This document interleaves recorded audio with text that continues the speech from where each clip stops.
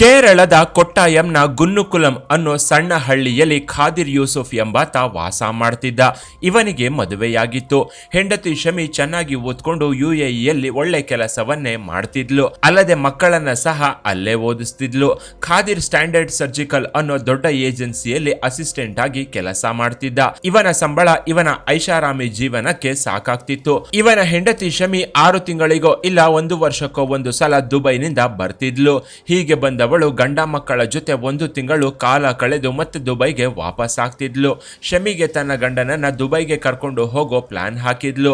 ಆದ್ರೆ ಖರ್ಚು ವೆಚ್ಚದ ಬಗ್ಗೆ ಯೋಚನೆ ಮಾಡಿ ಸುಮ್ಮನಾಗಿದ್ಲು. ಇವಳು ಕೆಲಸ ಮಾಡ್ತಿದ್ದ ಕಂಪನಿ ಇವಳಿಗೆ ಮತ್ತು ಇವಳ ಮಕ್ಕಳಿಗೆ ಫ್ರೀಯಾಗಿ ಫ್ಲಾಟ್ ಕೊಟ್ಟು ಮಕ್ಕಳ ಸ್ಕೂಲ್ನ ಖರ್ಚು ವೆಚ್ಚವನ್ನೆಲ್ಲ ನೋಡ್ಕೊಂಡಿತ್ತು. ಒಂದು ವೇಳೆ ಗಂಡ ಜೊತೆ ಎಲ್ಲಿದ್ರೆ ಆ ಸೌಕರ್ಯಗಳನ್ನ ಕಳೆದುಕೊಳ್ಬೇಕಾಗುತ್ತೆ ಅನ್ನೋ ಆಲೋಚನೆಯಲ್ಲೇ ಖಾದಿರ್ನ ಭಾರತದಲ್ಲೇ ಬಿಟ್ಟು ಶಮಿ ದುಬೈನಲ್ಲಿದ್ಲು. ಇವನಿಗೆ 80,000 ಸಂಬಳ ಬರ್ತಿದ್ರಿಂದ ದುಬೈಗೆ ಹೋಗಿ ಒಂಟೆ ತೊಳೆಯೋ ಯೋಚನೆಯನ್ನ ಬಿಟ್ಟಿದ್ದ. ಒಳ್ಳೆ ಮನೆ ಇತ್ತು, ಒಳ್ಳೆ ಕೆಲಸದ ಜೊತೆಗೆ ಕೈ ತುಂಬಾ ಸಂಬಳ ಬೇರೆ ಬರ್ತಿತ್ತು. ಹೀಗೆ ಖಾದಿರ್ಗೆ ಎಲ್ಲವೂ ಇತ್ತು. ಆದ್ರೆ ರಾತ್ರಿ ಆಗ್ತಿದ್ದಂತೆ ಸುಖ ಮಾತ್ರ ಇರಲಿಲ್ಲ. ಮನೆಯಲ್ಲಿ ಏನೇ ಬೇಕು ಅಂದ್ರೂ ಟೇಬಲ್ ಹತ್ರಕ್ಕೆ ಬರ್ತಿತ್ತು. ಒಬ್ಬ ಸರ್ವೆಂಟ್ ಜೊತೆಗೆ ಅಡುಗೆಯವಳು ಸಹ ಇದ್ಲು. ಅವನ ಸಂಬಳದ ಹೊರತಾಗಿ ಅವನ ಹೆಂಡತಿ ಪ್ರತಿ ತಿಂಗಳು ದುಬೈನಿಂದ 2 ಲಕ್ಷವನ್ನ ಕಳಿಸ್ತಿದ್ಲು. ತನ್ನ ಖರ್ಚು ವೆಚ್ಚವನ್ನ ಕಳೆದು ಉಳಿದಿದ್ದನ್ನ ಗಂಡನಿಗೆ ಕಳಿಸ್ತಿದ್ಲು. ಹೀಗೆ ಖಾದಿರ್ಗೆ ದುಡ್ಡು ಕಾಸಿನ ಚಿಂತೆ ಇರಲಿಲ್ಲ. ಆದ್ರೆ ಶೃಂಗಾರದ ಸುಖ ಸಿಗದೆ ಖಾದಿರ್ ಸೊರಗಿ ಹೋಗಿದ್ದ. ಆಗ್ಲೇ ಈ ಅಷಡ್ಢಾಳ ಪಕ್ಕದ ಮನೆಯ ಅಶ್ವಿತಿ ಅನ್ನೋ ಹುಡುಗಿ ಮೇಲೆ ಕಣ್ಣು ಹಾಕಿದ್ದ. ಅಶ್ವಿತಿ ಡಿಗ್ರಿ ಫೈನಲ್ ಇಯರ್ ಓದ್ತಿದ್ದು ನೋಡೋಕೆ ಚೆನ್ನಾಗಿದ್ಲು. ಇವಳ ಮನೆಗೂ ಖಾದಿರ್ ಮನೆಗೂ ಒಂದು ಸಣ್ಣ ಬೇಲಿ ಮಾತ್ರ ತಡೆಗೋಡೆಯಾಗಿತ್ತು. ಇದರಿಂದ ಖಾದಿರ್ ಪ್ರತಿದಿನ ತನ್ನ ಬಾಲ್ಕನಿಯಿಂದ ಅಶ್ವಿತಿಯನ್ನ ನೋಡ್ತಿದ್ದ. ಅವಳು ಕಾಲೇಜಿಗೆ ಹೋಗೋ ಟೈಮ್ನ ನೋಡ್ಕೊಂಡು ಕಾದಿದ್ದು ಅವಳಿಗೆ ಮೊದಲ ಸಲ ಲಿಫ್ಟ್ ಕೊಡೋ ನೆಪದಲ್ಲಿ ಕಾರ್ನ ಹತ್ತಿಸಿಕೊಂಡಿದ್ದ. ಆ ದಿನ ಡ್ರೈವರ್ನ ಜೊತೆಯಲ್ಲಿ ಬರೋದು ಬೇಡ ಅಂತ ಹೇಳಿ ಅಶ್ವಿತಿಗೆ ಲಿಫ್ಟ್ ಕೊಡೋಕೆ ಮುಂದಾಗಿದ್ದ. ಆದ್ರೆ ಅಶ್ವಿತಿ ಬೇಡ ಅಂತ ಅಂದಿದ್ಲು. 2ನೇ ದಿನವೂ ಅಶ್ವಿತಿಯನ್ನ ಕಾಲೇಜಿನವರೆಗೂ ಡ್ರಾಪ್ ಮಾಡೋದಾಗಿ ಹೇಳಿದ್ದ. ಆಗ್ಲೂ ಅವಳು ಬೇಡ ಅಂದಿದ್ಲು. ಆದ್ರೆ ನಾವು ನೆರೆಹೊರೆಯವರು, ಭಯ ಪಟ್ರೆ ಹೇಗೆ, ಕಷ್ಟಪಟ್ಟು ಯಾಕೆ ಹೋಗ್ತೀಯಾ, 10 ನಿಮಿಷದಲ್ಲಿ ಕಾಲೇಜಿನ ಹತ್ರ ಬಿಡ್ತೀನಿ ಅಂತ ಹೇಳಿ ಖಾದಿರ್ 3ನೇ ದಿನ ಅಶ್ವಿತಿಯನ್ನ ತನ್ನ ಕಾರಲ್ಲಿ ಕೂರಿಸಿಕೊಂಡಿದ್ದ. ಮೊದಲಿಗೆ ಸ್ನೇಹ ಬೆಳೆಸಿಕೊಂಡ ನಂತರ ತನ್ನ ಹಣದಿಂದ ಅಶ್ವಿತಿಯನ್ನ ಖಾದಿರ್ ಒಲಿಸಿಕೊಂಡಿದ್ದ. ಅವಳನ್ನ ಕಾರಲ್ಲಿ ಒಳ್ಳೊಳ್ಳೆ ಜಾಗಗಳಿಗೆ ಕರ್ಕೊಂಡು ಹೋಗ್ತಾ ಸಿನಿಮಾ ಪಾರ್ಕ್ ಅಂತೆಲ್ಲ ಸುತ್ತಾಡಿದ್ದ. ಇದು ಇವರಿಬ್ಬರ ನಡುವೆ ಪ್ರೀತಿಗೆ ದಾರಿ ಮಾಡಿಕೊಟ್ಟಿತ್ತು. ಆದ್ರೆ ಶೃಂಗಾರದ ವಿಷಯದಲ್ಲಿ ಮಾತ್ರ ಅಶ್ವಿತಿ ತುಂಬಾನೇ ಸ್ಟ್ರಿಕ್ಟ್ ಆಗಿದ್ಲು. ಈ ವಿಚಾರ ಮನೆಯಲ್ಲಿ ಗೊತ್ತಾದ್ರೆ ನನ್ನ ಕೊಂದು ಬಿಡ್ತಾರೆ, ನಾನು ನಿನ್ನ ಜೊತೆ ಮದುವೆಗೂ ಮೊದಲು ಈ ರೀತಿ ತಪ್ಪು ಮಾಡೋದಿಲ್ಲ ಅಂತ ಅಶ್ವಿತಿ ಹೇಳಿದ್ಲು. ಆದ್ರೆ ನಾನು ನಿನ್ನ ಮದುವೆಯಾಗ್ತೀನಿ, ನನ್ನ ಹೆಂಡತಿ ದುಬೈನಲ್ಲಿದ್ದಾಳೆ, ಇಲ್ಲಿ ನಾನು ಒಬ್ಬನೇ ಇದ್ದೀನಿ, ನನ್ನ ಹೆಂಡತಿ ವರ್ಷಕ್ಕೆ 1 ಅಥವಾ 2 ಸಲ ಬಂದು ಹೋಗ್ತಾಳೆ, ನಾನು ನಿನಗೆ ಬೇರೆ ಮನೆಯನ್ನ ಖರೀದಿ ಮಾಡಿ ನಿನ್ನ ರಹಸ್ಯವಾಗಿ ಇಡ್ತೀನಿ, ಅಲ್ಲಿ ಇಬ್ರು ಜೀವನ ಮಾಡೋಣ ಅಂತ ಹೇಳಿದ್ದ. ಆ ಮಾತುಗಳನ್ನ ಕೇಳಿದ್ರು ಅಶ್ವಿತಿ ಅದನ್ನ ನಂಬಿರ್ಲಿಲ್ಲ. ಆದ್ರೂ ಒಂದು ಮಳೆ ಸುರಿಯುವ ರಾತ್ರಿ ಇಬ್ರು ಒಂದಾಗಿ ಹೋಗಿದ್ರು. ಅದೊಂದು ಬಲಹೀನವಾದ ದಿನ ಅಶ್ವಿತಿ ಖಾದಿರ್ಗೆ ಶರಣಾಗಿದ್ಲು. ಇದರಿಂದ ಸುಖದ ರುಚಿ ನೋಡಿದ ಅಶ್ವಿತಿ ರಾತ್ರಿ ಆದ್ರೆ ಸಾಕು ಖಾದಿರ್ ತನ್ನ ಮನೆ ಬೇಲಿ ಹಾರಿ ಬರೋದನ್ನೇ ಕಾದು ಕೂರ್ತಿದ್ಲು. ಹೀಗೆ ಬೇಲಿ ಹಾರಿ ಬರ್ತಿದ್ದವನು ಡೈರೆಕ್ಟ್ ಆಗಿ ಅಶ್ವಿತಿ ರೂಮ್ಗೆ ನುಗ್ಗಿ ಬಿಡ್ತಿದ್ದ. ಹೀಗೆ ಬಂದು ಬೆಳಗಾಗುವ ತನಕ ಇವಳ ರೂಮಲ್ಲೇ ಇದ್ದು ಅಶ್ವಿತಿ ಜೊತೆ ಎಂಜಾಯ್ ಮಾಡಿ ಹೋಗ್ತಿದ್ದ. ಇದರಿಂದ ಇವರಿಬ್ಬರ ನಡುವಿನ ಮಂಚದಾಟ ಯಾರೊಬ್ಬರ ಕಣ್ಣಿಗೂ ಬಿದ್ದಿರ್ಲಿಲ್ಲ.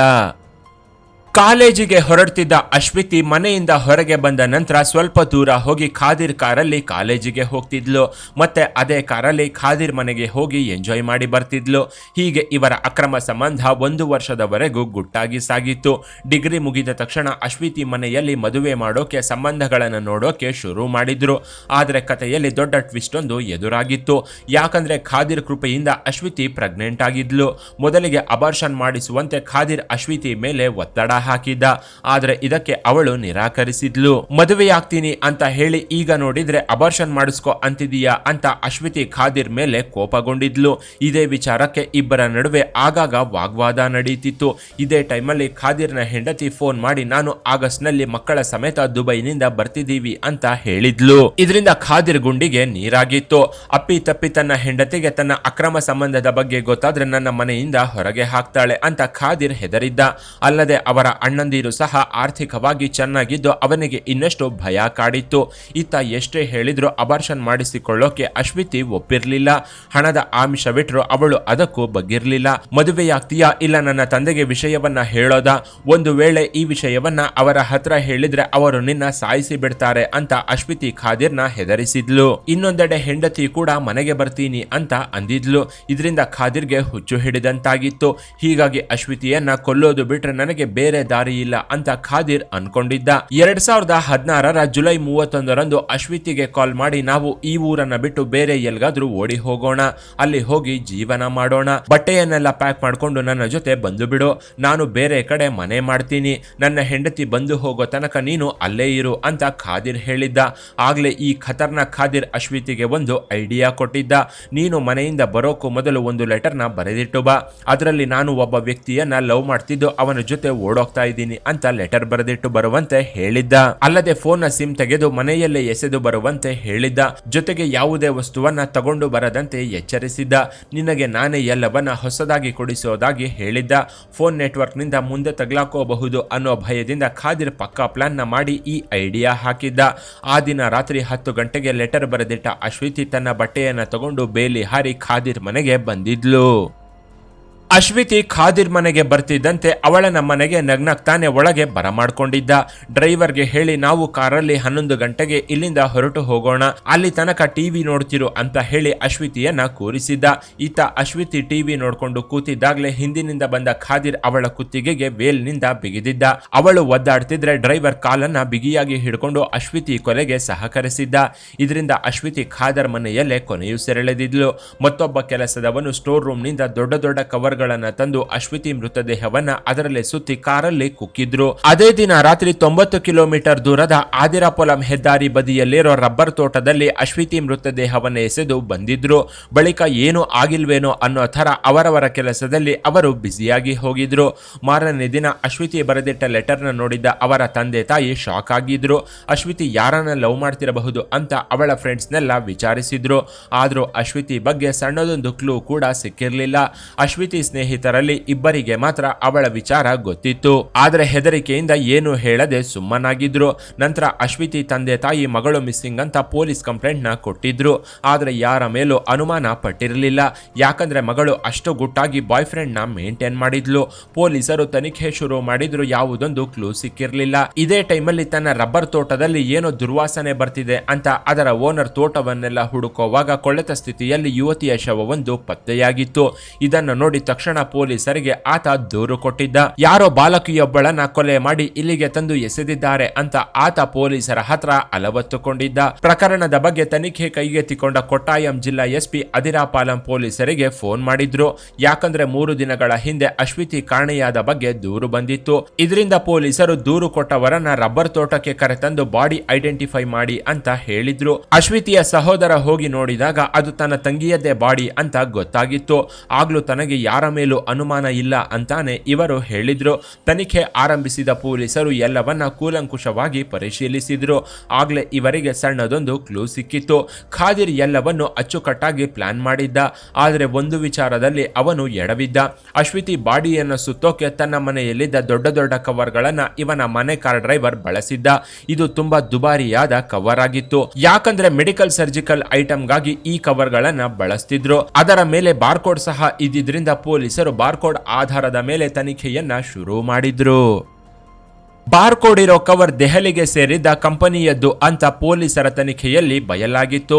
ಇದರಿಂದ ಪ್ರಕರಣದ ತನಿಖೆಗಾಗಿ ಕೇರಳ ಪೊಲೀಸರು ದೆಹಲಿಗೆ ತೆರಳಿ ಆ ಬಾರ್ಕೋಡ್ ಕವರ್ ಹಿನ್ನೆಲೆಯನ್ನ ಪರಿಶೀಲಿಸಿದಾಗ ಅದು 2015ರಲ್ಲಿ ಮೆಡಿಕಲ್ ಐಟಮ್ನ ಪ್ಯಾಕ್ ಮಾಡಿ ಮಂಗಳೂರಿಗೆ ಕಳುಹಿಸಲಾಗಿತ್ತು. ಮಂಗಳೂರಿಗೆ ಹೋಗಿ ವಿಚಾರಿಸಿದ ಕೇರಳ ಪೊಲೀಸರಿಗೆ ಆ ಕವರ್ ಕೊಟ್ಟಾಯಂನ ಸ್ಟ್ಯಾಂಡರ್ಡ್ ಸರ್ಜಿಕಲ್ ಏಜೆನ್ಸಿಗೆ ಕಳಿಸಲಾಗಿದೆ ಅಂತ ಹೇಳಿದ್ರು. ಆ ಏಜೆನ್ಸಿ ಎಸ್ಪಿ ಕಚೇರಿಯ ಸ್ವಲ್ಪ ದೂರದಲ್ಲೇ ಇತ್ತು. ಆಗ ಪೊಲೀಸರು ಆ ಏಜೆನ್ಸಿಯಲ್ಲಿ ಕೆಲಸ ಮಾಡ್ತಿದ್ದವರ ಮಾಹಿತಿಯನ್ನ ಸಂಗ್ರಹಿಸಿದಾಗ ಖಾದಿರ್ ಅಶ್ವಿತಿ ಇದ್ದ ಊರಿನವನೇ ಆಗಿದ್ದು ಅವನು ಅಶ್ವಿತಿ ಮನೆ ಪಕ್ಕದಲ್ಲೇ ವಾಸ ಮಾಡ್ತಿದ್ದ ವಿಚಾರ ಪೊಲೀಸರಿಗೆ ಗೊತ್ತಾಗಿತ್ತು. ಆಗ ತಕ್ಷಣ ಪೊಲೀಸರು ಖಾದಿರ್ನ ವಶಕ್ಕೆ ಪಡೆದು ವಿಚಾರಣೆ ನಡೆಸೋಕೆ ಶುರು ಮಾಡಿದ್ರು. ಮೊದಲಿಗೆ ನನಗೇನು ಗೊತ್ತಿಲ್ಲ ಅಂತಾನೆ ಖಾದಿರ್ ಮಾತು ಶುರು ಮಾಡಿದ್ದ. ಅಶ್ವಿತಿ ಅಂದ್ರೆ ಯಾರು ಅಂತಾನೆ ನನಗೆ ಗೊತ್ತಿಲ್ಲ ಅಂತ ಹೇಳಿದ್ದ.